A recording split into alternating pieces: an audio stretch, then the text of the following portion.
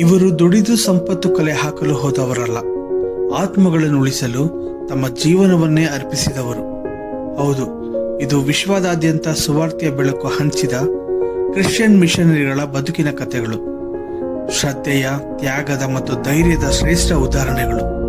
ಇವರು ಸಾಮಾನ್ಯ ವ್ಯಕ್ತಿಗಳಲ್ಲ, ಇವರು ದೇವರ ಕರೆಯನ್ನು ಕೇಳಿದವರು, ಆತ್ಮಗಳನ್ನು ಉಳಿಸಲು ದುಃಖ ಸಹಿಸಿದವರು, ದೇಶ, ಕುಟುಂಬ, ಸ್ವಂತ ಪ್ರಾಣ ಎಲ್ಲವನ್ನೂ ತ್ಯಾಗ ಮಾಡಿದವರು.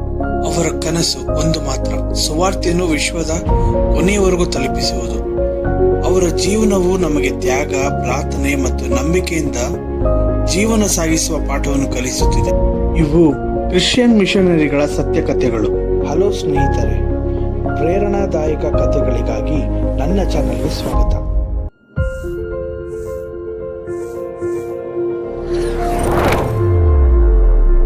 ಅದು ಆಗಸ್ಟ್ 1867. ಐರ್ಲೆಂಡ್ ಬೆಲ್ಫಾಸ್ಟ್ನಲ್ಲಿ ಮುದ್ದಾದ ಹೆಣ್ಣು ಮಗುವೊಂದು ದೊಡ್ಡ ಶ್ರೀಮಂತ ಕುಟುಂಬದಲ್ಲಿ ಹುಟ್ಟಿದಳು. ಆಕೆಗೆ ಸೌಕರ್ಯಗಳಲ್ಲಿ ಏನೂ ಕಮ್ಮಿ ಇರಲಿಲ್ಲ. ತನ್ನ ತಂದೆ ತಾಯಿಗೆ ಆಕೆಯ ಮೊದಲ ಮಗಳು. ಚಿಕ್ಕದಿನಿಂದಲೇ ಕಟ್ಟುನಿಟ್ಟಾದ ಶಿಸ್ತು ಮತ್ತು ಆಳವಾದ ಆತ್ಮಶ್ರದ್ಧೆಯಿಂದ ಬೆಳೆದಳು. ಆಕೆಯ ಜೀವನದಲ್ಲಿ ಎಲ್ಲವೂ ಇತ್ತು: ಸೌಂದರ್ಯ, ವಿದ್ಯೆ, ಗೌರವ, ಒಳ್ಳೆ ಭವಿಷ್ಯ. ಆಕೆಯು ಬಣ್ಣದಿಂದ, ಸಂಭ್ರಮದಿಂದ ತುಂಬಿದ ಲೋಕದಲ್ಲಿ ಬೆಳೆದವಳು. ಆದರೆ ಒಂದು ದಿನ ಆಕೆಯ ಹೃದಯದಲ್ಲಿ ಒಂದು ಪ್ರಶ್ನೆ ಇದ್ದಿತು. ನಿನ್ನ ಈ ಸೌಕರ್ಯಗಳು ನಿನ್ನದೇನಾ, ಇಲ್ಲಾಂದ್ರೆ ದೇವರ ಕೊಡುಗೆನಾ?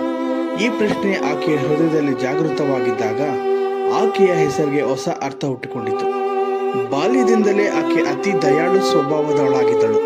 ಅವಳು ಮಿಷನರಿ ಕಥೆಗಳನ್ನು ಕೇಳುತ್ತಾ ಬೆಳೆದದ್ದರಿಂದ ದೂರದ ದೇಶಗಳಲ್ಲಿ ಇರುವ ಜನರಿಗೆ ಸಹಾಯ ಮಾಡಬೇಕು ಎಂಬ ಆಕಾಂಕ್ಷೆಯನ್ನು ಹೊಂದಿದಳು.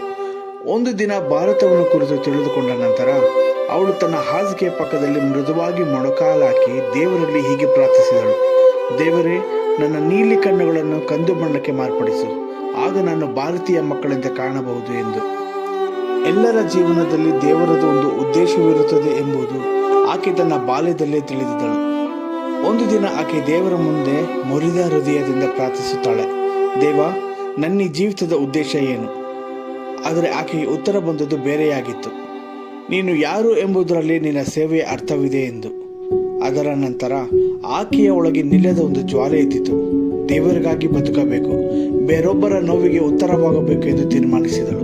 ಎಲ್ಲರಿಗೂ ಆಶ್ಚರ್ಯ, ಏಕೆ ಈ ಯೌವನಸ್ಥ ಹುಡುಗಿ ಯುರೋಪ್ನ ತನಗಿರುವ ಎಲ್ಲ ಸೌಕರ್ಯಗಳನ್ನು ಬಿಟ್ಟು ಬಡವರ ಪ್ರಪಂಚಕ್ಕೆ ಹೆಜ್ಜೆ ಇಡಲು ಹೊರಟಿದ್ದಾಳೆ ಎಂದು. 1895ರಲ್ಲಿ ಆಕೆ ಭಾರತದ ನೆಲದಲ್ಲಿ ಕಾಲಿಟ್ಟಳು. ತಮಿಳುನಾಡಿನಲ್ಲಿ ದೊನಾವರ್ನಲ್ಲಿ ಅವಳ ಹೆಜ್ಜೆಗಳು ನಡೆದಾಡಿದವು. ಆಕೆ ಧೂಳು, ಬೆಂಕಿ ಮತ್ತು ಬಡವರ ಆಕ್ರಂದನಗಳಿಂದ ತಡಕಾಡಿದ ದೇವಾಲಯಗಳ ನಡುವಿನ ಬದುಕನ್ನು ನೋಡಿದಳು. ಮತ್ತು ಅಲ್ಲಿ ಅವಳು ಕಂಡಿದ್ದು ಆ ದೇವರ ಹೆಸರಿನಲ್ಲಿ ದೇವಸ್ಥಾನಕ್ಕೆ ಚಿಕ್ಕ ಬಾಲಕಿಯರನ್ನು ಅರ್ಪಿಸುವ ದೇವಾಲಯಗಳ ಆಚರಣೆಯನ್ನು.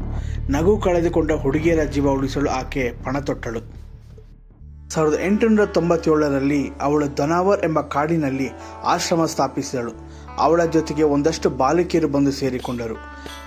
ಆಶ್ರಮ ಬೆಳೆದಂತೆ ಭದ್ರತೆ, ಪ್ರೀತಿ, ಶಿಕ್ಷಣ ಎಂಬ ತ್ರಿಶೂಲ ಅವಳ ಕೈವಶವಾಯಿತು. ಆಕೆ ಮಕ್ಕಳಿಗೆ ಅಮ್ಮ ಆದಳು. ಅವರು ಅವಳನ್ನು ತಾಯಿಯಾಗಿ ಮಾತ್ರವಲ್ಲ, ದೇವದೂತೆಯಾಗಿ ನೋಡಿದರು. ಅವಳು ದೈಹಿಕವಾಗಿ ಬೇಗನೆ ಕುಗ್ಗಿದಳು.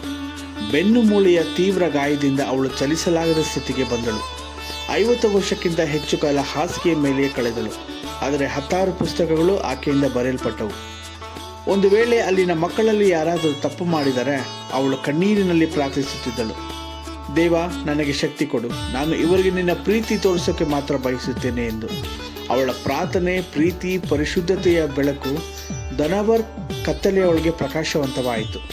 ಅವಳು ಈ ರೀತಿ ಬರೆಯುತ್ತಾಳೆ: ನಾನಿನ್ನು ಮಕ್ಕಳಿಗಾಗಿ ಜೀವಿಸುತ್ತೇನೆ. ಹಾರುವ ಸಾಮರ್ಥ್ಯವಿಲ್ಲದ ಹಕ್ಕಿಯಂತಿದ್ದರೂ ದೇವರ ದೃಷ್ಟಿ ನನ್ನ ಮೇಲೆ ಇದೆ ಎಂದು. ದೊನಾವರ್ ಅಂದರೆ ದೇವರ ಪ್ರೀತಿಯನ್ನು ಪರಿಚಯಿಸಿದ ಆ ತಾಯಿಯ ನೆನಪಾಗುತ್ತದೆ. ಅವಳು 83 ವರ್ಷ ಬದುಕಿದಳು. ಅದರಲ್ಲಿ 56 ವರ್ಷಗಳು ಭಾರತದಲ್ಲಿಯೇ ಕಳೆದಳು, ತಾಯಿಯಾಗಿ, ಸ್ನೇಹಿತೆಯಾಗಿ, ದೇವರ ಸೇವಿಕೆಯಾಗಿ. 1951ರಲ್ಲಿ ಆಕೆ ದೇವರಲ್ಲಿ ನಿದ್ರಿಸಿದಳು.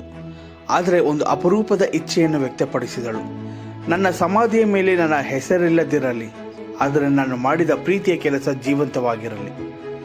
ದೊನಾವರ್ ಎಂಬಲ್ಲಿ ಇಂದಿಗೂ ಸಾವಿರಾರು ಮಕ್ಕಳು ಬೆಳೆಯುತ್ತಿದ್ದಾರೆ. ಆಕೆ ಸ್ಥಾಪಿಸಿದ ಈ ಸಂಸ್ಥೆ ಈಗ ದೊಡ್ಡ ಹೆಮ್ಮರವಾಗಿ ನಿಂತಿದೆ. ಈ ಹೆಮ್ಮರವನ್ನು ನೆಟ್ಟ ಆ ತಾಯಿಯ ಹೆಸರೇ ಏಮಿ ಕ್ಯಾಮೆಕೇರ್. ಅವರು ಏಮಿ ಅಮ್ಮ ಎಂದು ಇಂದಿಗೂ ಅವರ ಹೃದಯದಲ್ಲಿ ಸಜೀವರಾಗಿದ್ದಾರೆ. ಏಮಿ ಕಾರ್ಮಿಕೆಲ್ ಇವರು ಹೆಸರು ಇಲ್ಲದ ನಿಜವಾದ ಹೀರೋಯಿನ್. ಪ್ರೀತಿಯಲ್ಲಿಯೇ ಹೊತ್ತಿ ಉರಿದ ಬೆಳಕು ಈಕೆ. ತನ್ನ ಬಾಲ್ಯದ ತ್ಯಾಗದಲ್ಲಿ ದೇವರ ಮಹಿಮೆಯನ್ನು ಕಂಡವಳು.